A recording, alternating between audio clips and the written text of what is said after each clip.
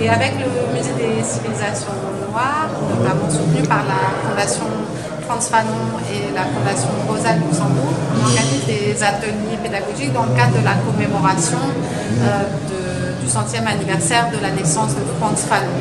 Et l'objectif, c'était d'organiser plusieurs ateliers, notamment à Dakar et dans la banlieue de Dakar, et pourquoi pas élargir au-delà.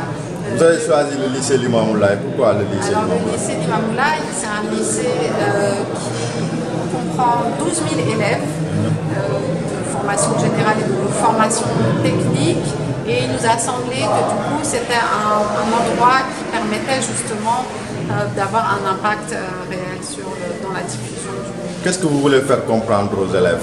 L'idée, c'est de faire connaître déjà Frantz Fanon aux élèves qui sont, en fait, ils ne connaissent pas du tout Frantz Fanon. C'est une figure assez méconnue parce qu'elle n'est pas du tout enseignée dans les programmes scolaires ou vaguement abordée. L'idée, c'est de leur montrer l'importance de son action et l'importance de sa pensée aussi. Est-ce que vous avez senti un peu cette affluence des élèves?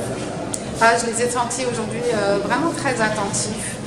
Je pense qu'ils étaient à l'écoute. Ce sont des élèves de terminale, donc ça a fait écho à ce qu'ils ont appris aussi bien pendant leur cours d'histoire que pendant leur cours de littérature au lycée.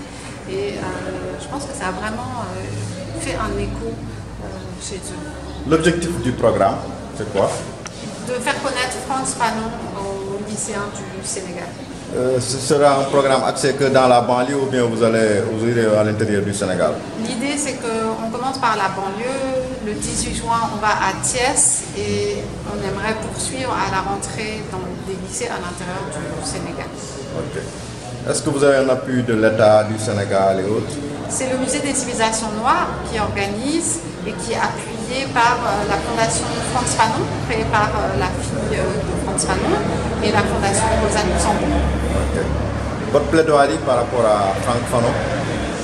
Fanon, c'est une figure qui reste encore trop méconnue, en tout cas ici au Sénégal et plus largement en Afrique, et notamment par la jeunesse, qui pourtant me semble pouvoir les inspirer en fait, par les différentes idées qu'il a développées, notamment sur la décolonisation de l'esprit, la décolonisation mentale et la nécessité de s'affirmer en tant qu'être humain au-delà de la couleur de sa peau. Audio Jungle.